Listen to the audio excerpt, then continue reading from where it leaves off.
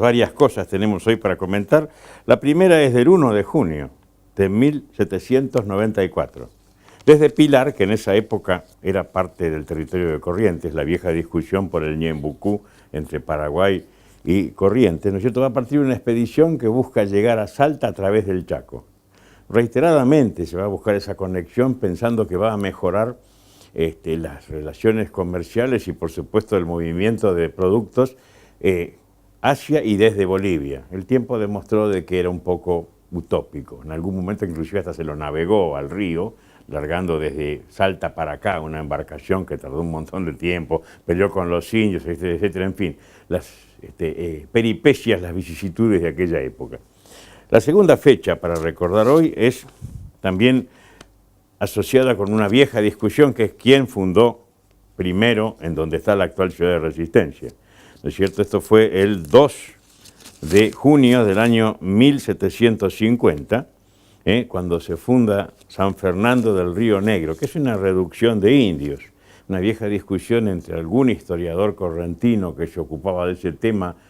específicamente Hernán Félix Gómez, ¿no es cierto?, hablando del territorio nacional del Chaco, y los historiadores chaqueños que más ponen el acento en la gente que llegó después, sobre todo en los friulanos y eso, porque dicen que en realidad lo que hubo no fue fundaciones, sino más bien tipo factoría, gente que fue a cortar, sacar, llevar y no a poner, ¿no es cierto? El tercer tema hoy es el 3, ayer, se conmemoró la fecha de fundación de Bellavista, de 1825, Pedro Ferré. También ahí tuvo una serie de discusiones, es una fecha que está establecida más bien por convención.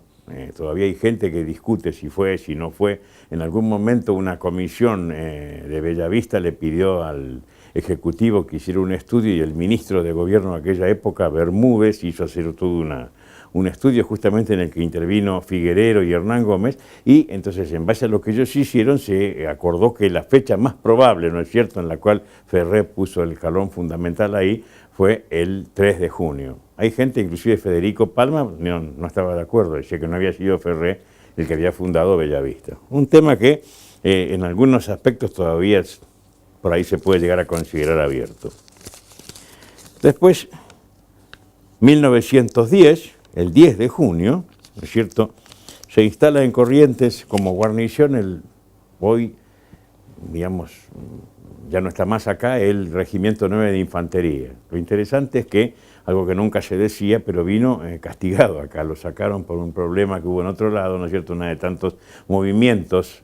armados que hubo en la Argentina, entonces vino destinado a Corrientes, 1910. El año del centenario. Y la última fecha está asociada con un hecho importante que tuvo lugar acá cerca, ¿no es cierto?, que es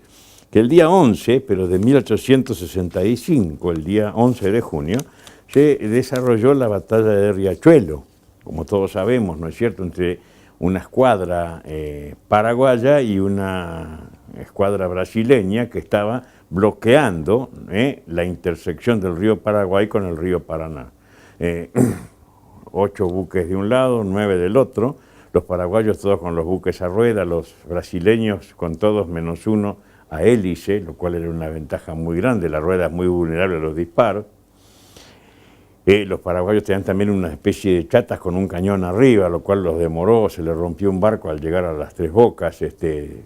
lugar de llegar a las 2 de la mañana y caer por sorpresa sobre los brasileños, llegaron a las 8:30, 9 menos cuarto, así que los estaban viendo. Y en cuanto levantó la señal de enemigo a la vista, en un barco que estaba adelantado, ¿no es cierto?, para dar aviso, inmediatamente pusieron en presión sus calderas y se aprestaron para el combate, una cosa muy dura. La parte interesante es que según el inglés Thompson, en un momento determinado de la acción naval, el almirante Barroso, que es el brasileño, pierde la cabeza, pierde la brújula, y el que decide la acción, ¿no es cierto?, haciendo que el barco embista a un barco paraguayo y que lo hunda porque tiene la prueba de acero, porque es un barco encorazado, como decían en esa época, es un práctico correntino al que el mismo Barroso llamaba el rey de los prácticos, que tenía el apellido Guastavino, que así conocía el río, ¿no es cierto? Y bueno, la cuestión es que después de la acción lo van a nombrar, no nos olvidemos que Brasil era un imperio todavía, lo van a nombrar barón de Amazonas, justamente a Barroso en homenaje al barco que fue el que decidió la batalla, porque hundió atropellando los 3 de las embarcaciones paraguayas. Ese resultado fue decisivo, ahí prácticamente se acabó